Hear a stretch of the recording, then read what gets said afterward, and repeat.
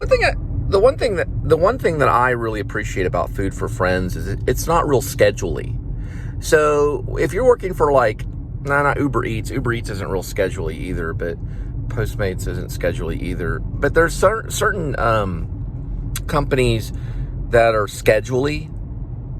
Like for example, I was going to work for WAG. So WAG is it's a dog app for walking dogs. So you can walk someone's dog, and you have to schedule all this stuff. It's all based on scheduling. You pick up the dog at a certain time, you take a picture of the dog, you put a bandana on the dog, and you have to walk the dog around and all this stuff. I think you even have to show proof that you're with the dog. It's not someone else, it's with the dog. And that's called WAG.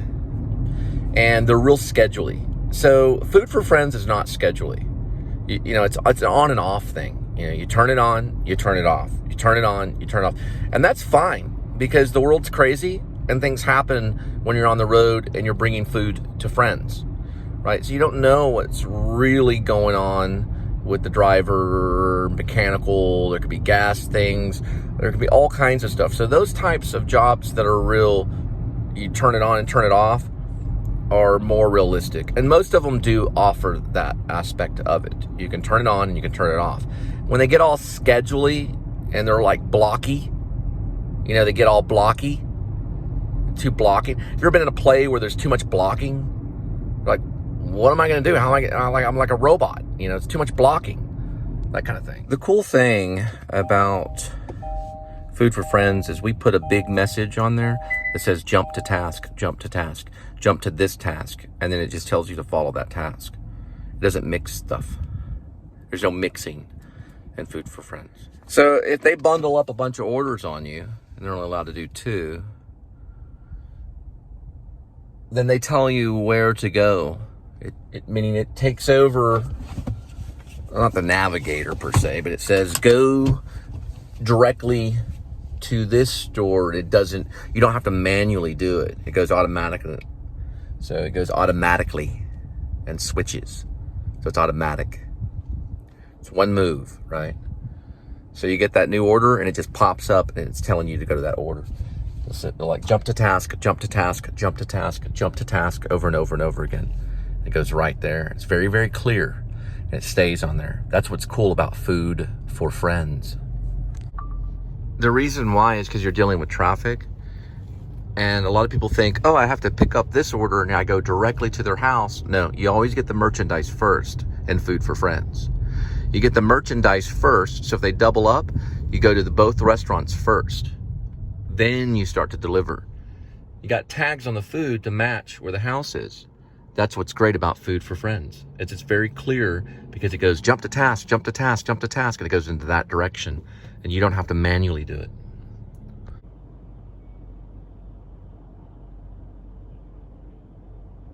So what's going on right now? Whoa, hello. Got people walking. I'm walking here. So what's going on right now is in Dallas, they're doing a Simpsons bar thing. So it's like a theme thing. You go to, it's basically like a bar you go to, and it's got Simpson characters in it. And they're serving Duff beer at the actual bar. This isn't it though, this is Duff Wings. A little bit different.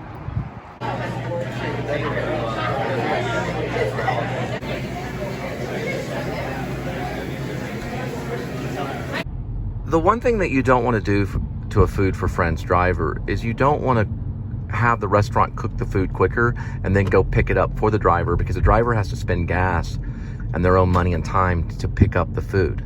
It's very rude. You're trying to get the food quicker by ordering through the app and then pick it up yourself. We actually get in trouble for that because we're responsible for picking up the food and making sure it gets to you. What are we supposed to do? Lie and say that we delivered it, right? Whenever you came and tried to pick it up, that's being dishonest.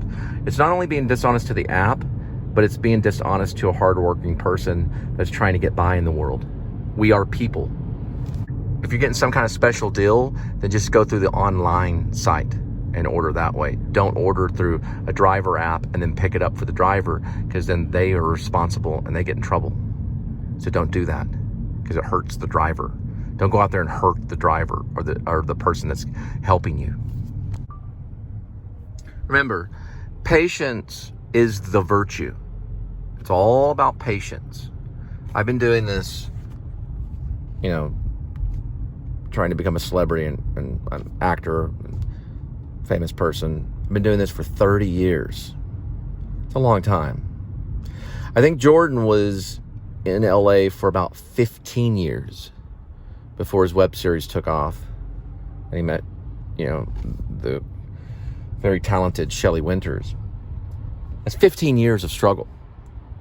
It's a long time to struggle. I've been struggling for 30 years.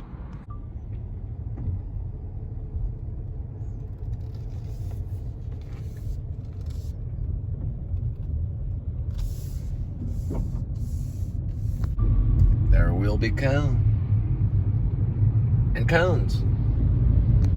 That right there used to be the first school of rock. They moved it to the other side of where Keller is. This is Carroll. I always think it'd make a good acting school right there.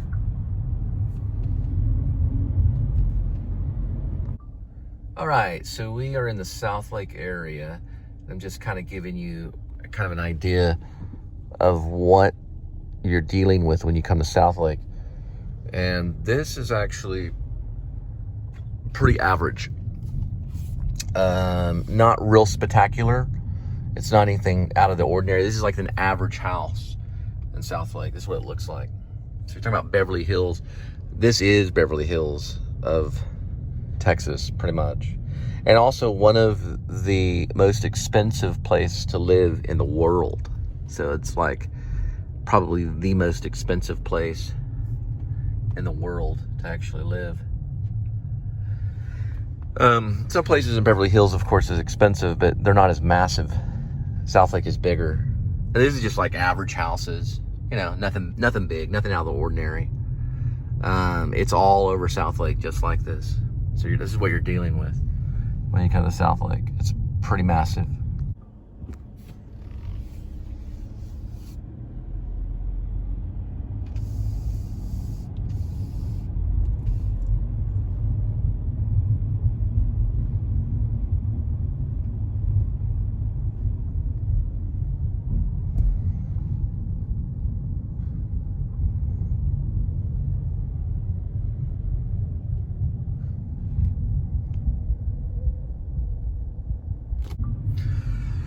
The one thing rich people fear the most is losing their riches.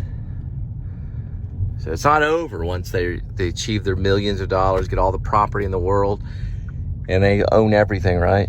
It's not over because they can lose it. You can have millions and hundreds of millions of dollars. You could have billions of dollars. And you could lose it all. You could lose everything. That's what they fear the most.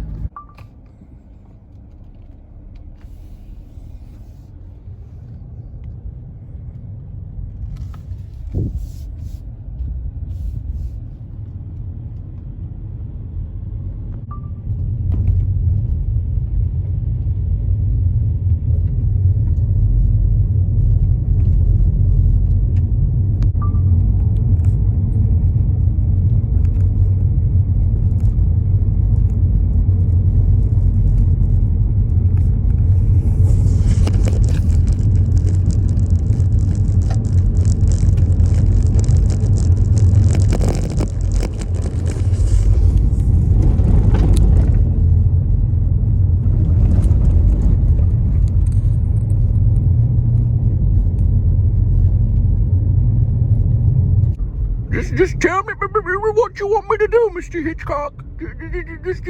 Just tell me where to stand, Mr. Mr. Hitchcock.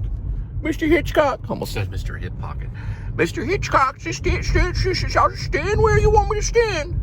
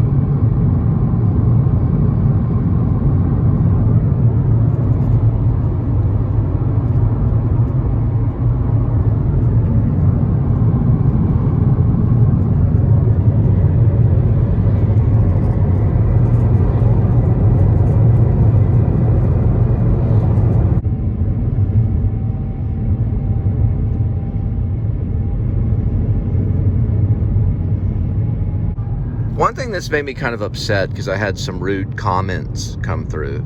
What I mean by rude comments, I mean rude comments that have come through on my YouTube page.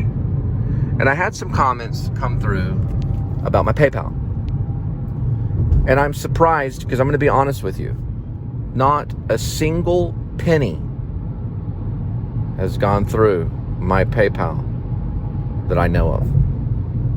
Not a single penny.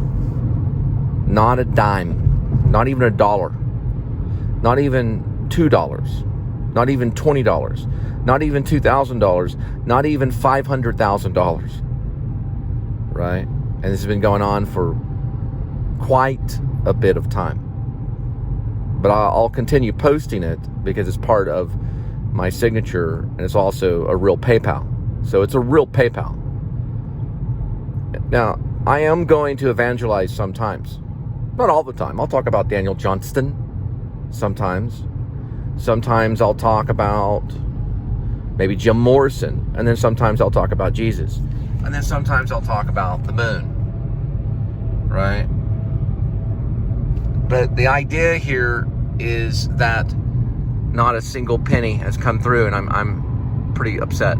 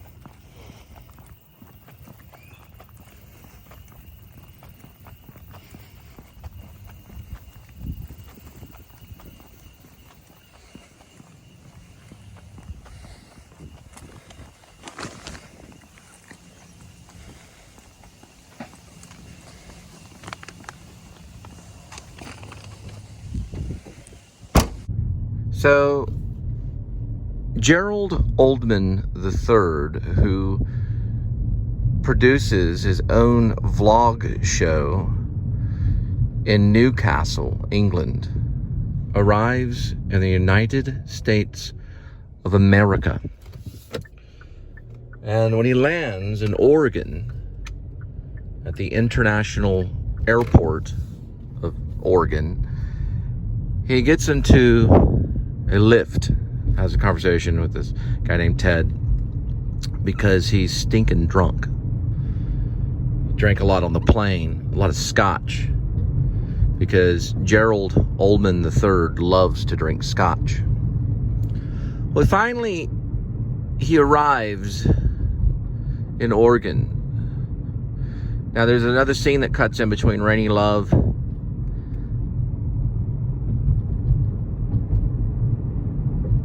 and Grace Lippin. They have kind of a fight about Grace being kind of codependent on her a little bit because of his concussion. He had a concussion in one of the fights, so it caused him to be a little codependent.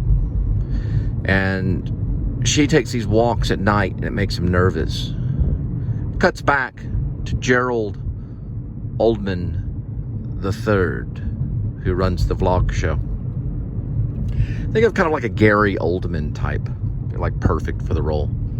Older guy, hunts werewolves. You get the picture. So he ends up in Oregon, and he meets up with the blacksmith that he met online to get the werewolf weapons, the silvery weaponry.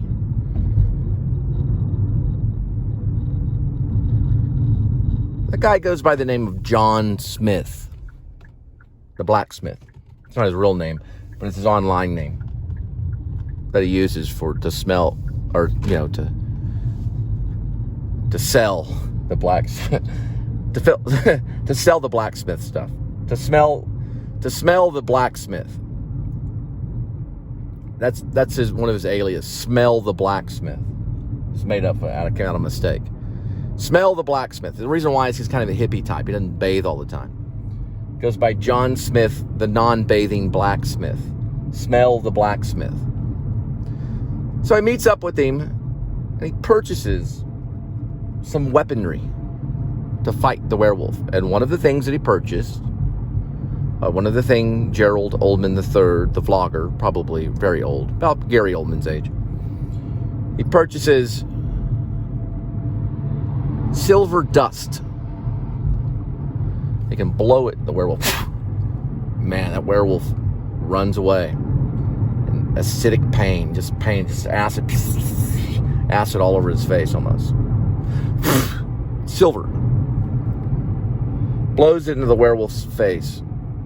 Boy, he's going to use it for that. Buys it off of him. Well, John Smith, the not-so-smelling good blacksmith, because he's a hippie, or he's one of those squatters that lives out in Oregon, like a protester type, hates the government, conspiracy theories all the way down. Real weird guy. Wants to tag along with Gerald Oldman III. And Gerald Oldman III says, "Come along with me. We're going to kill that werewolf." Think of Kill Bill kind of thing. Isn't that neat right there? So they go off to adventure into the state of the Lone Star State, the great state of Texas, to Barksville. It's an imaginary place I made up for the movie. Barksville, Texas, to kill the werewolf. And what leads him there is the tattoo that he saw on the body, on the shoulder and breastplate of the one and only Grace Lippin, UFC champion.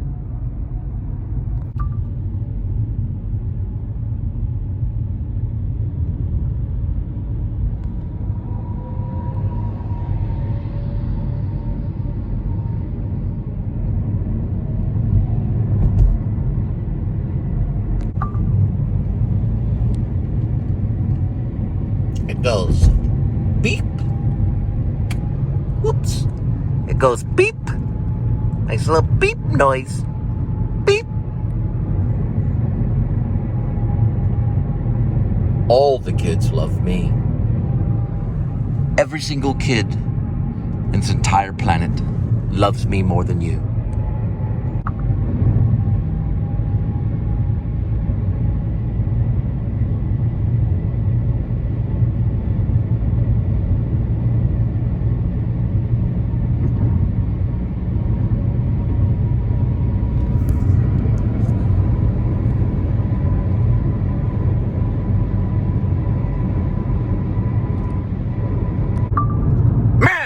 What a bumpy road.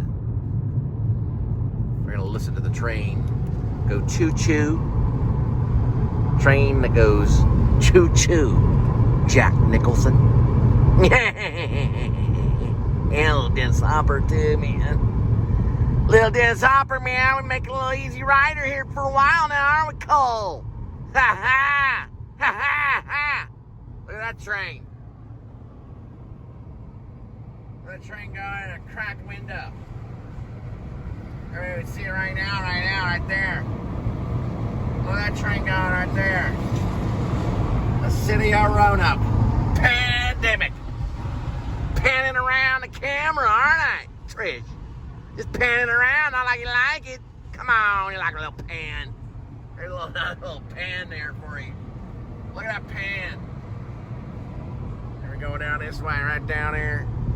You hear that train going. It's down train down the brain. Well, down the came down, went down the handle, went down the pan. Ain't bound down the pan, hang on, where you see. There's caboose right there.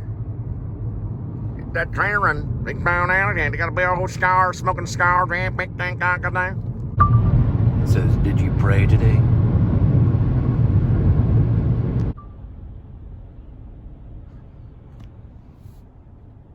It's a flashing red, so it's better than just a red. But you can see the trophy says green right there. Then we're going through the flashing red. Got this really pretty thing right here.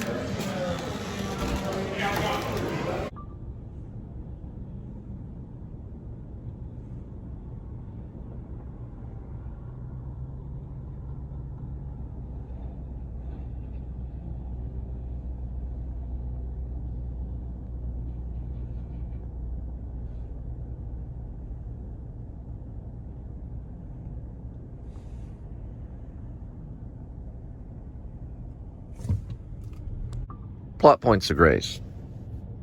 Final sequence. Blacksmith, John, the one that didn't smell so good, and Gerald Ullman are on the back trails looking for Rainy Love. Noise happens in the bush. Blacksmith has a flashlight and has this small spear. It's like a spear with silver on the end. Now remember, the blacksmith brings along a satchel of silvery weapons to kill the werewolf. One is a small, expandable, fuck you, I know you love this show, a small spear.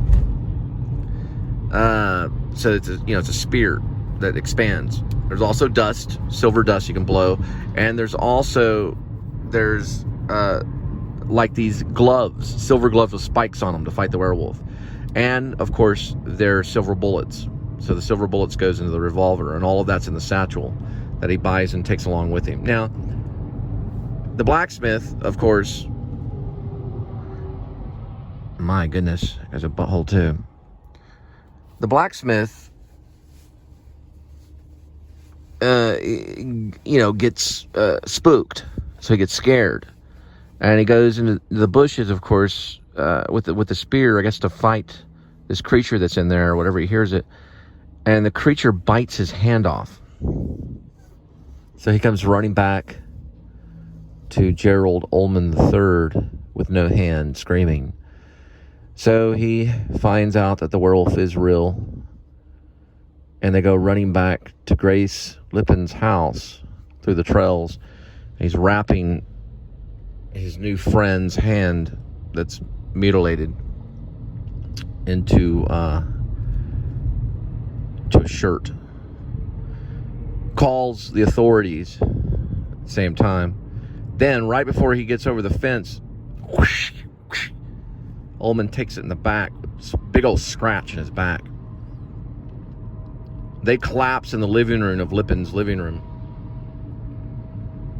And the fight continues. Now, finally, Lippen, looking for the werewolf, goes into the kitchen. And there in the kitchen is this woman standing there. She's half lycanthrope. Her legs are werewolf. And the top part of her is not werewolf. And she's cooking a hand, which happens to be the blacksmith's hand. She's frying it up. Frying it in a skillet. She's frying up the hand. Honey, what are you doing? Making dinner. What does it look like? She's got a cigarette hanging out of her mouth. She's half werewolf. So Lippen goes back to the satchel, takes out the gloves, the silver gloves, puts on the gloves, and beats the crap out of the lady that's half werewolf in the kitchen until he finally gets the right angle and takes a dagger into her heart. Gerald Ullman, who's laying there bleeding, not dead, lays there. Grace, gets over him. Is you okay and everything? He tells him, don't worry about it, I'll cover for you, because the authorities are on their way. And Grace is, scared because, this lady's lying with a dagger in her heart. Yeah, I know, Waze. I know it's important. And that's kind of how it ends. So the werewolf hunter is still alive. Okay. I know you're mad. The werewolf hunter is still alive, and so is Grace. And the lady's in there with a dagger stuck in her heart, and no longer a werewolf. She's no longer a lady. And it ends on a cliffhanger. So it sets it up for a sequel. Because, of course, someone got scratched in the back, which was Gerald Ullman III. Because the werewolf barely missed him as he was getting over the fence. And that's the conclusion. Okay? Now you know. The werewolf is never really caught because when they find her, she's no longer a werewolf. There's no traces of the werewolf at all. Because once the werewolf dies, it returns back to its original state.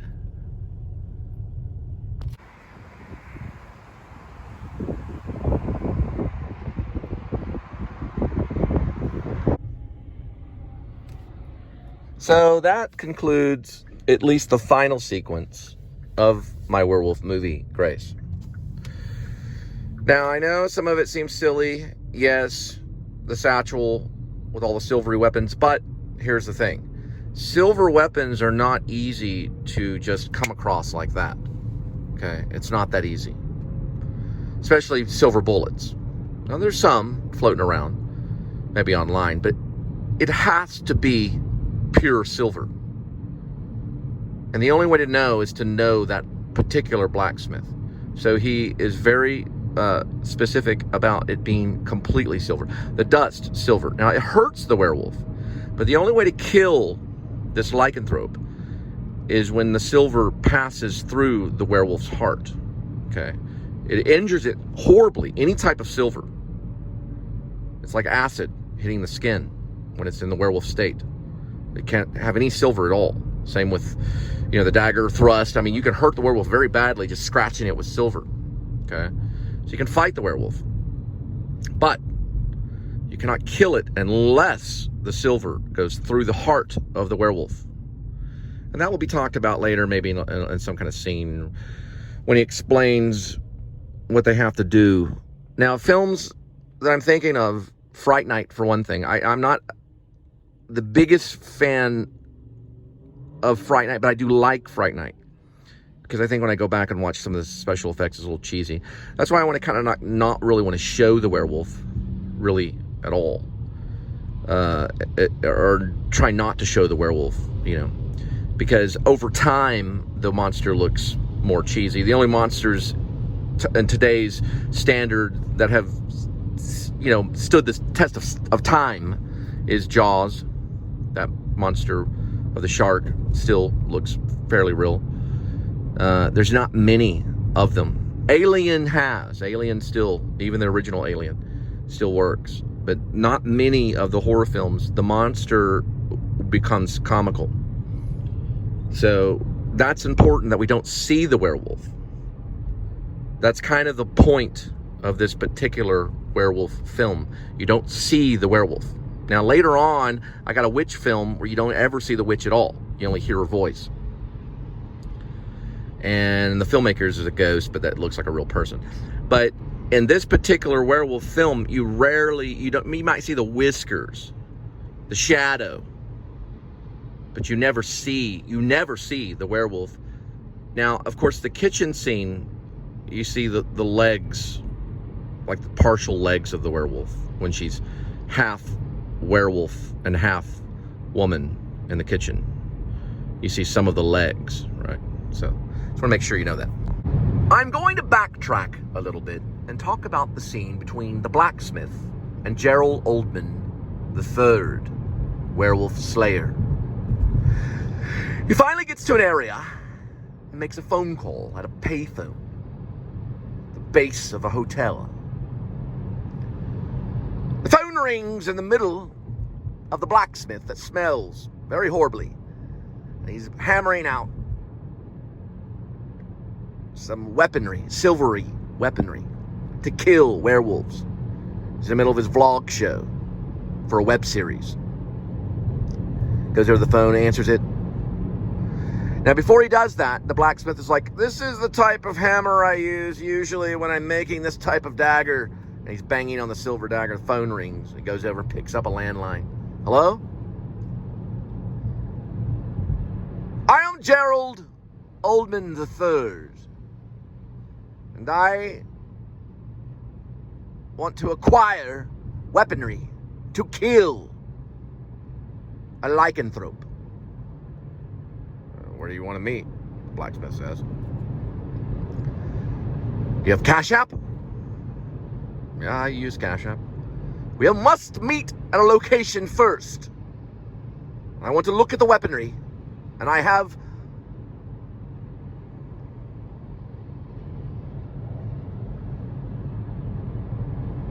a silver testing kit where I can test the purity of silver. I want to make sure it's pure silver, and then I'll buy the weaponry from you." "All right, where do you want to meet?" And then it cuts, and they're like behind like a, I don't know, 7-Eleven or something. He says to him, "I know that you do filming locations of Stand By Me, the movie. I saw it online on your web series." He's like, "Well, so, you know, so what?" They make the exchange. He checks it, and they get in the conversation. He finds out he's killing a werewolf, and he goes with it. "You want to go with me to hunt down a werewolf?" Gerald Oldman III says. Blacksmith says, "Yeah, man, yeah, I think there's werewolves, man. I mean, I make these weaponry because I really believe in monsters and werewolves and stuff. Sure, what do you know about coffee break?" "All right, sonny boy, we will go together to Barksville, Texas, to hunt out a lycanthrope. Together we'll travel. We'll find this werewolf, and we will kill this werewolf." And then, you know, it cuts. Eventually, there's a few other scenes between Rainey and and Lippin, Rainey and Grace. And then finally there's a knock at the door, and it's Gerald Oldman III and the blacksmith with a big satchel. And he wants to interview them about the mutilations happening in Barksville, Texas, first. And then he goes back a second time, and he realizes Grace has something to do with it because of the tattoo.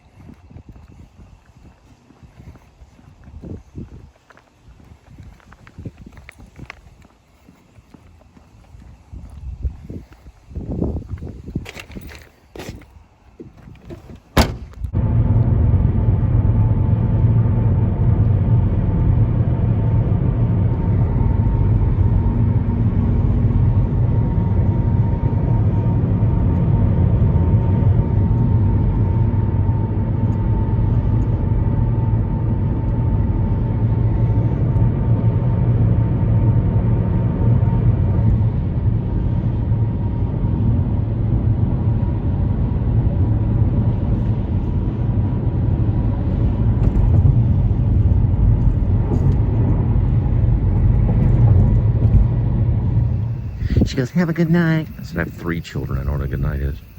3, 1, 2. Those are cool right there. Have a good night. Have a good night.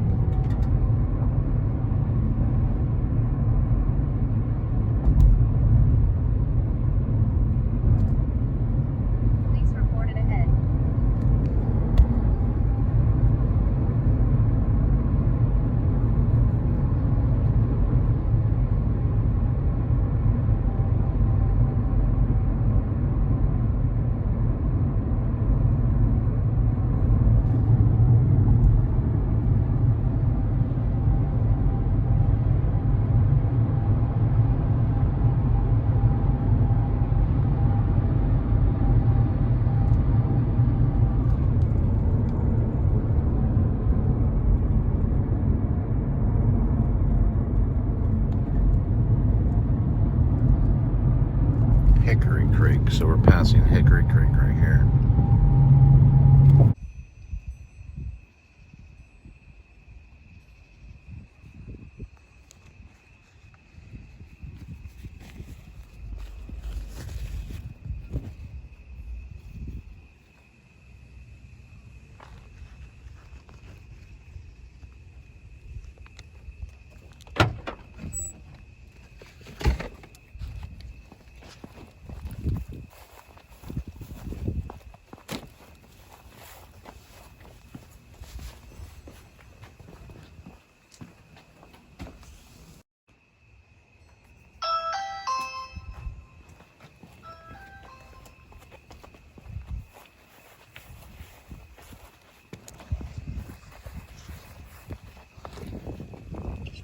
Amber alert. I got one of them.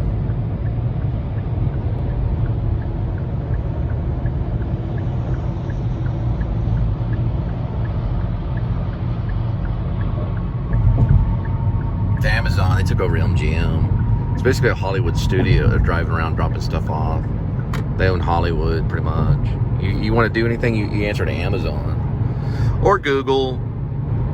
All those studios, that's who they go to. It's Amazon, Google.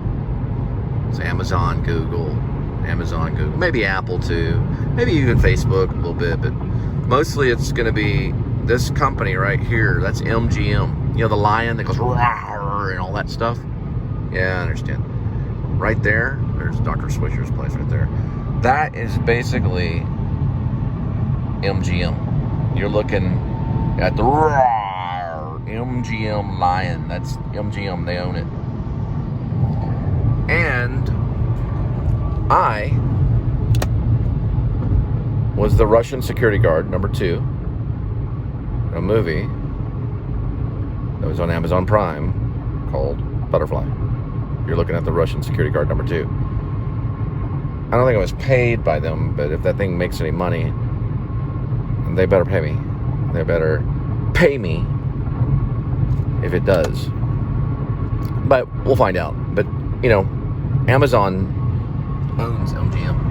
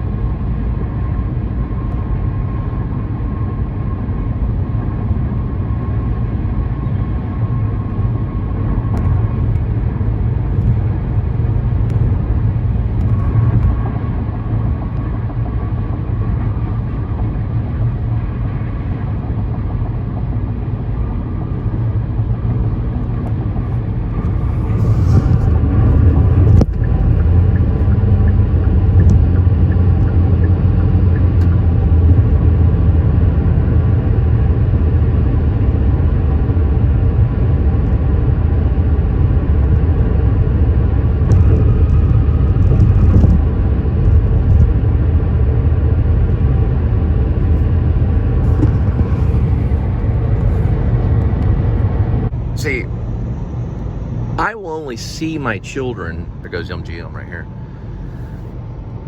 Amazon, same thing. I will secure my children through military fashion. It'll be a military fashion. That means the Army, the Navy, the Air Force, and the Marines, as we know it, National Guard, will no longer have control. Those that choose that will lose. They lost a long time ago when the Redcoats did this kind of stuff to people. And I will secure them through military control. That means the Army, the Navy, and the Air Force and the Marines will lay down their weapons. I know it's tough. They love those weapons, but they'll lay them down. And they will no longer have military control. And they'll answer to the one and only star. Now, will my second wife be in shame? Yes. Her head will hang low, meaning she will look downward. Similar to the serpent who crawls on the ground And God has commanded the serpent to slither on his belly. When the Army and the Navy and the Air Force and Marines, who are already at this moment slowly losing control, they will answer to the one and only Messiah, and they will kneel. They've already started doing it. Now, the police are on the side of the Army, Navy, Air Force, Marines. They are a police action. Just the same thing as Vietnam. They are doing what they're doing out of war. It's a war to them. And it's wrong. And they know it. So if you're a police officer and you're listening to this, go to your station, turn in your gun, turn in your badge. It's over. Surrender. Give your life over to the Messiah. Now, are we in a spiritual war? Yes. Is it a war? Yeah, it's a war. Is it spiritual? Yes. So these things will happen. It's as real as night and day. And my children will place their hands in my hand, and I will walk away with my children in a militant fashion. And there'll be a parade. My name is Jonathan Cole Spivey, and I speak only the truth. So, surrender. It's the best thing for you. Because if you're against family, then you're against God. So you, who are listening, surrender and give your life over to God so family can exist again. Slight pan, 3 times focus. Now, you probably think that I sound a little extreme. Well, I'm talking about my family. They laughed at Jesus as he carried the cross to Calvary. They spit on him. They mocked him. They made fun of him. They whipped him. They scourged him. They punched him in the chin. Oh, yes, he was punched in the chin. He couldn't eat those last days. They starved him. And they gave him the cross. The atheist laughed with Satan. If you don't believe my story about me securing my family with a military fashion, then you are on the side of the atheist who laugh with Satan, and you will burn in the lake of fire until you no longer exist. You are evil, and you will die in hell. Now, if you believe in Jesus Christ, you believe in the one and only Messiah, then you know that I will secure my children and my family and my loved ones through military fashion. Not for God and country. Oh no. But for the one and only Messiah. Now God is part of that. But he's not God and country anymore. As of tonight. As of tonight, he is no longer God and country. You laugh at the Messiah. You laugh as he carries the cross. You laugh at him. You laugh at the Messiah. You laugh at me. As of tonight, June 21st, we are no longer God and country. You choose your side. Slight turn, 3 times focus. Choose. I will be reunited.